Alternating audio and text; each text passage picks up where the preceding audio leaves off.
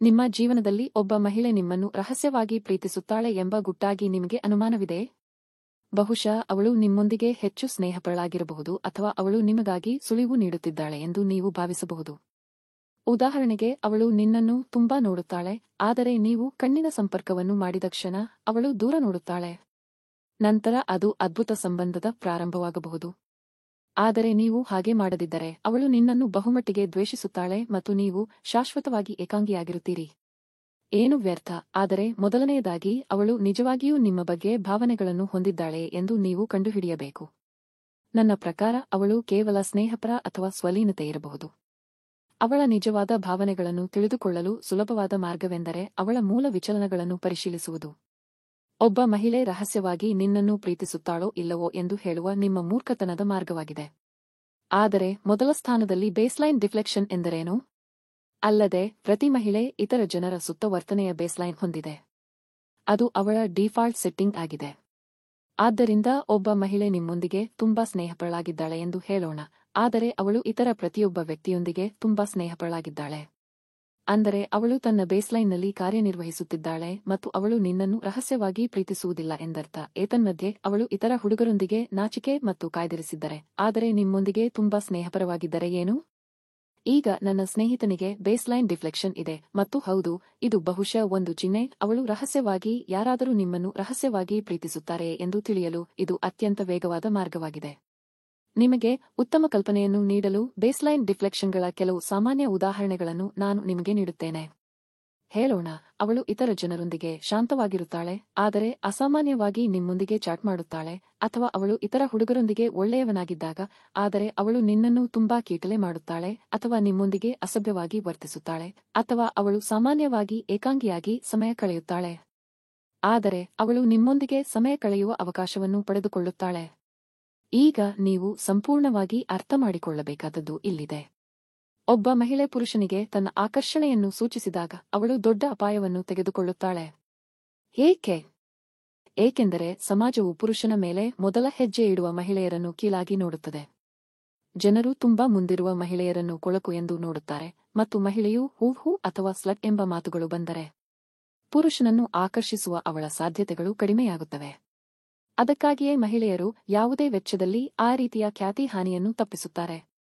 ಆದ್ದರಿಂದ ಅವಳು ನಿಮ್ಮೊಂದಿಗೆ ಅಪಾಯವನ್ನು ತೆಗೆದುಕೊಂಡಾಗ ಮತ್ತು ನೀವು ಅವಳನ್ನು ನಿರ್ಲಕ್ಷಿಸಿದಾಗ ಅಥವಾ ಅವಳ ಸುಳಿವುಗಳನ್ನು ತೆಗೆದುಕೊಳ್ಳದಿದ್ದರೆ ಅವಳು ನಿಮ್ಮನ್ನು ದ್ವೇಷಿಸುತ್ತಾಳೆ.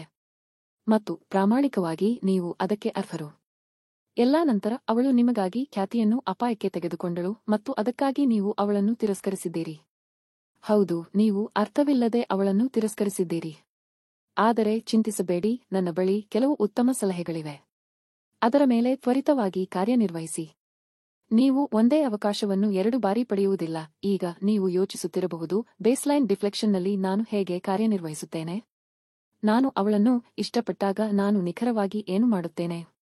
ಮೊದಲಿಗೆ ನೀವು ಏನು ಮಾಡಬಾರದು ಎಂಬುದು ಇಲ್ಲಿದೆ. ನೀವು ಅವಳನ್ನು ಇಷ್ಟಪಡುತ್ತೀರಿ ಎಂದು ನೇರವಾಗಿ ಅವಳಿಗೆ ಹೇಳಬಾರದು, ಏಕೆಂದರೆ ನೀವು ಅದನ್ನು ಬಹಿರಂಗಪಡಿಸುತ್ತಿದ್ದೀರಿ. ನೀವು ಅವಳ ಕ್ರಿಯೆಯನ್ನು ಸರಿಯಾಗಿ ನೋಡಿದ್ದೀರಿ. ಯಾವುದೇ ಖ್ಯಾತಿಗೆ ಹಾನಿಯಾಗದಂತೆ ತನ್ನನ್ನು ತಾನು ರಕ್ಷಿಸಿಕೊಳ್ಳುವ ಪ್ರಯತ್ನದಲ್ಲಿ ಅವಳು ಮೊದಲ ನಡೆಯನ್ನು ಮಾಡಿದಳು ಎಂದು ನೀವು ಅವಳಿಗೆ ಹೇಳುತ್ತಿದ್ದೀರಿ.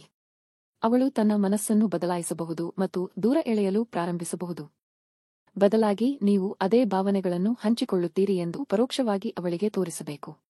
ಮತ್ತು ಅದನ್ನು ಮಾಡಲು ಉತ್ತಮ ಮಾರ್ಗವೆಂದರೆ ನೀರಿನ ನುಡಿಗಟ್ಟು ತಂತ್ರವನ್ನು ಬಳಸುವುದು. ತರ್ಕಬದ್ಧತೆ. ಸ್ತ್ರೀ ಸಾಲಿನ ದೊಡ್ಡ ಚಮತ್ಕಾರವೆಂದರೆ ಇದು. ಭಾವನಾತ್ಮಕ ರೋಲರ್ ಕೋಸ್ಟರ್ಗಳ ವಿರುದ್ಧ ಇದು ಅಸಹಾಯಕವಾಗಿದೆ. ನೀವು ಬಹುಶಃ ಅದನ್ನು ಗಮನಿಸಿದ್ದೀರಿ. ಮಹಿಳೆಯರು ಭಾವನಾತ್ಮಕ ರೋಲರ್ ಕೋಸ್ಟರ್ಗಳಿಗೆ ಹುಚ್ಚರಾಗುತ್ತಾರೆ. ಅದಕ್ಕಾಗಿಯೇ ಅವರು ಶಾಪಿಂಗ್, ಗಾಸಿಪಿಂಗ್, ನೆಟ್ಫ್ಲಿಕ್ಸ್ ಅಥವಾ ಕಾಮಪ್ರಚೋದಕ ಕಾದಂಬರಿಗಳಿಗೆ ತುಂಬಾ ವ್ಯಸನಿಯಾಗುತ್ತಾರೆ. ಅವರ ಮೆದುಳಿನಲ್ಲಿರುವ ಈ ಚಮತ್ಕಾರವೇ ಇದಕ್ಕೆಲ್ಲ ಕಾರಣ. ಈಗ ನೀವು ಮಹಿಳೆಯರಿಗೆ ಅದೇ ರೀತಿಯ ಚಟವನ್ನು ಅನುಭವಿಸುವಂತೆ ಮಾಡಬಹುದೇ ಎಂದು ಊಹಿಸಿ. ಈ ಶಕ್ತಿ ನಿಮ್ಮಲ್ಲಿದ್ದರೆ ನಿಮ್ಮ ಜೀವನ ಹೇಗಿರುತ್ತಿತ್ತು? ಇದು ಮಹಿಳೆಯರ ಮೇಲೆ ಬಳಸುತ್ತದೆ. ಅವರು ನಿಮಗೆ ವ್ಯಸನಿಯಾಗಲು ಪ್ರಾರಂಭಿಸುತ್ತಾರೆ. ರಹಸ್ಯವಾಗಿ ನಿಮ್ಮನ್ನು ಇಷ್ಟಪಡುವ ಮಹಿಳೆಯ ಮೇಲೆ ನೀವು ಅದನ್ನು ಬಳಸಿದರೆ ಈಗ ಊಹಿಸಿ ಏನಾಗುತ್ತದೆ ಎಂದು ನೀವು ಯೋಚಿಸುತ್ತೀರಿ. ನಿಸ್ಸಂದೇಹವಾಗಿ ಅವಳು ನಿನ್ನನ್ನು ಹುಚ್ಚನಂತೆ ಪ್ರೀತಿಸುತ್ತಾಳೆ. ಇತರ ಜನರು ಏನು ಯೋಚಿಸುತ್ತಾರೆ ಎಂಬುದನ್ನು ಅವಳು ಕಾಳಜಿ ವಹಿಸುವುದನ್ನು ನಿಲ್ಲಿಸುತ್ತಾಳೆ. ನಿಮಗೆ ಹೇಳುವ ಮೂಲಕ ಅಥವಾ ನಿಮಗೆ ತೋರಿಸುವ ಮೂಲಕ ಅವಳು ಹೇಗೆ ಭಾವಿಸುತ್ತಾಳೆ ಎಂಬುದನ್ನು ಅವಳು ನಿಮಗೆ ತಿಳಿಸುತ್ತಾಳೆ. ಮಹಿಳೆಯೊಂದಿಗೆ ಬಿಸಿ ಸಂಬಂಧವನ್ನು ಪ್ರಾರಂಭಿಸಲು ಸುಲಭವಾದ ಮಾರ್ಗವನ್ನು ನಾನು ಊಹಿಸಲು ಸಾಧ್ಯವಿಲ್ಲ. ಆ ಚಟದ ಭಾವನೆಯನ್ನು ಪ್ರಚೋದಿಸಲು ವೇಗವಾದ ಮತ್ತು ಸುಲಭವಾದ ಮಾರ್ಗ ಮಹಿಳೆಯರಲ್ಲಿ ನೀವು ಹೇಳುವ ವಾಕ್ಯಕ್ಕಿಂತ ಹೆಚ್ಚೇನೂ ಇಲ್ಲ. ಹಾಗಾದರೆ ನೀರಿನ ಹಂತದ ತಂತ್ರವು ಹೇಗೆ ಕಾರ್ಯನಿರ್ವಹಿಸುತ್ತದೆ?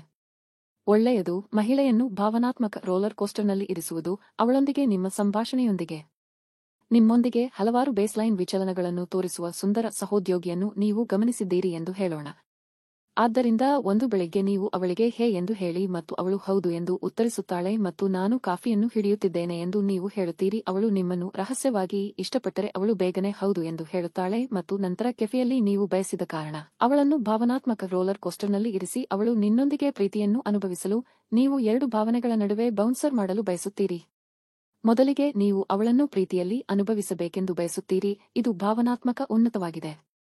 ಮತ್ತು ಎರಡನೆಯದಾಗಿ ನಿಮ್ಮ ಸ್ನೇಹಿತ ಅವಳನ್ನು ಜೋನ್ ಮಾಡುವಂತೆ ಅವಳು ಭಾವಿಸಬೇಕೆಂದು ನೀವು ಬಯಸುತ್ತೀರಿ, ಇದು ಭಾವನಾತ್ಮಕ ಕಡಿಮೆಯಾಗಿದೆ. ಉದಾಹರಣೆಗೆ, ಮೊದಲು ನೀವು ಕೆಲಸಕ್ಕೆ ಸಂಬಂಧಿಸಿದ ವಿಷಯಗಳ ಬಗ್ಗೆ ಮಾತನಾಡುತ್ತೀರಿ, ಭಾವನಾತ್ಮಕ ಕಡಿಮೆ. ನಂತರ ನೀವು ವಿಷಯವನ್ನು ಬದಲಾಯಿಸುತ್ತೀರಿ ಮತ್ತು ಪರಸ್ಪರ ಮಾತನಾಡುತ್ತೀರಿ, ಅದು ಭಾವನಾತ್ಮಕ ಉನ್ನತಿ. ನಂತರ ನಿಮ್ಮ ಸಹೋದ್ಯೋಗಿಗಳ ಬಗ್ಗೆ ಮಾತನಾಡುವ ಮೂಲಕ ಮತ್ತೆ ವಿಷಯಗಳನ್ನು ಕಡಿಮೆ ಮಾಡಿ.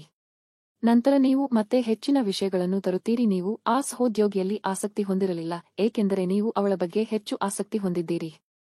ಇದು ಮತ್ತೊಂದು ಭಾವನಾತ್ಮಕ ಎತ್ತರವಾಗಿದೆ. ನೀವು ಕಲ್ಪನೆಯನ್ನು ಪಡೆಯುತ್ತೀರಿ. ನೀವು ಸಂಭಾಷಣೆಯನ್ನು 2 ಹೆಜ್ಜೆ ಮೇಲಕ್ಕೆ, 1 ಹೆಜ್ಜೆ ಕೆಳಗೆ, 2 ಹೆಜ್ಜೆ ಮೇಲಕ್ಕೆ ಕ್ರಮಿಸಿ. ನಿಧಾನವಾಗಿ ಮತ್ತು ಸ್ಥಿರವಾಗಿ ನೀವು ಸಂವಹನವನ್ನು ಹೆಚ್ಚು ಹೆಚ್ಚು ರೊಮ್ಯಾಂಟಿಕ್ ಮಾಡುತ್ತೀರಿ. ಏತನ್ಮಧ್ಯೆ ವ್ಯಸನದ ಭಾವನೆಗಳು ಅವಳೊಳಗೆ ತುಂಬಲು ಪ್ರಾರಂಭಿಸುತ್ತವೆ. ನಿಮ್ಮೆಡೆಗೆ ಅವಳ ಆಕರ್ಷಣೆ ಬಲಗೊಳ್ಳುತ್ತದೆ ಮತ್ತು ಬಲಗೊಳ್ಳುತ್ತದೆ. ಆಗ ನೀನು ಅವಳಿಗೆ ಹೇಳು, ಇದು ಆಸಕ್ತಿದಾಯಕ ಮತ್ತು ವಿನೋದಮಯವಾಗಿತ್ತು. ನನ್ನ ಸ್ಥಳದಲ್ಲಿಯೂ ಸಹ ಭೋಜನ ಮಾಡಿ. ತದನಂತರ ನೀವು ಅವಳನ್ನು ನಿಮ್ಮ ಸ್ಥಳಕ್ಕೆ ಆಹ್ವಾನಿಸಿ. ನೀವು ಎಲ್ಲವನ್ನೂ ಸರಿಯಾಗಿ ಮಾಡಿದರೆ ಅವಳು ಉಪಾಹಾರಕ್ಕಾಗಿ ಸಹ ಅಂಟಿಕೊಳ್ಳಬಹುದು. ರಹಸ್ಯವು ಭಾವನಾತ್ಮಕ ರೋಲರ್ ಕೋಸ್ಟರ್ನಲ್ಲಿದೆ. ಅದು ಕೀಲಿಕೈ. ನೀವು ಅವಳನ್ನು ಸಾಕಷ್ಟು ರೋಲರ್ ಕೋಸ್ಟರ್ ಮಾಡದಿದ್ದರೆ ಅದು ಹೆಚ್ಚು ಪರಿಣಾಮಕಾರಿಯಾಗಿರುವುದಿಲ್ಲ. ಮತ್ತೊಂದೆಡೆ ನೀವು ರೋಲರ್ ಕೋಸ್ಟರಿಂಗ್ ಕಲೆಯನ್ನು ಕರಗತ ಮಾಡಿಕೊಂಡರೆ ನಿಮಗೆ ಮಹಿಳೆಯರೊಂದಿಗೆ ಯಾವುದೇ ತೊಂದರೆ ಇರುವುದಿಲ್ಲ. ಮಹಿಳೆಯರು ನಿಮ್ಮನ್ನು ರಹಸ್ಯವಾಗಿ ಇಷ್ಟಪಡದಿದ್ದರೂ ಸಹ ನಿಮ್ಮತ್ತ ಆಕರ್ಷಿತರಾಗುವಂತೆ ಮಾಡುವಷ್ಟು ಶಕ್ತಿಯುತವಾಗಿದೆ. ಇದು ನಿಮಗೆ ಸ್ನೇಹಿತರ ವಲಯದಿಂದ ತಪ್ಪಿಸಿಕೊಳ್ಳಲು, ಬೇರೊಬ್ಬರ ಗೆಳತಿಯನ್ನು ಕದಿಯಲು ಮತ್ತು ಮುಂತಾದವುಗಳಿಗೆ ಸಹ ಸಹಾಯ ಮಾಡುತ್ತದೆ. ರೋಲರ್ ಕೋಸ್ಟರ್ಗಳಿಗೆ ಇದು ಹೆಣ್ಣಿನ ಮನಸ್ಸಿನ ದೌರ್ಬಲ್ಯದ ಬಗ್ಗೆ ಅಷ್ಟೇ. ಮತ್ತು ನೀವು ಮಹಿಳೆಯನ್ನು ಸಂತೋಷಪಡಿಸಲು ಬಯಸಿದರೆ ನೀವು ಬಳಸಿಕೊಳ್ಳಬೇಕಾದ ದೌರ್ಬಲ್ಯ. ಈ ವಿಡಿಯೋಗಳನ್ನು ವೀಕ್ಷಿಸುವ ಮೂಲಕ ನೀವು ಸುಧಾರಿಸಲು ಉತ್ಸುಕರಾಗಿರುವವರು ಎಂಬುದು ಸ್ಪಷ್ಟವಾಗುತ್ತದೆ ಮತ್ತು ಅದು ಮೆಚ್ಚುಗೆಗೆ ಅರ್ಹವಾಗಿದೆ. ಸಂಪನ್ಮೂಲ: ಟ್ರಿಸ್ಟಾನ್ ಟೆಡ್ ಬರೆದ ಉಚಿತ ರಹಸ್ಯ ಪುಸ್ತಕ. ಈ ಪುಸ್ತಕವು ಯಾವುದೇ ಸಂದರ್ಭಗಳಲ್ಲಿ ಮಹಿಳೆಯರನ್ನು ಪರಿಣಾಮಕಾರಿಯಾಗಿ ಆಕರ್ಷಿಸುವುದು ಹೇಗೆ ಎಂಬುದರ ಕುರಿತು ವಿಶೇಷ ಜ್ಞಾನವನ್ನು ಒಳಗೊಂಡಿದೆ. ಇದು ಸೆಡಕ್ಷನ್ ಕಲೆ, ಸ್ತ್ರೀ ಸ್ವಭಾವವನ್ನು ಅರ್ಥಮಾಡಿಕೊಳ್ಳುವುದು ಮತ್ತು ಸಮಗ್ರವಾಗಿ ಡೇಟಿಂಗ್ ಮಾಡುವುದು.